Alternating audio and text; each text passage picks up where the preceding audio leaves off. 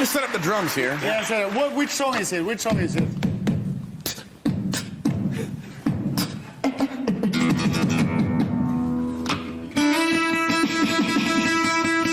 Yeah. What do you want to do? Led Zeppelin. You want to do the original artist key of E? Yeah. All right. Like listen. this.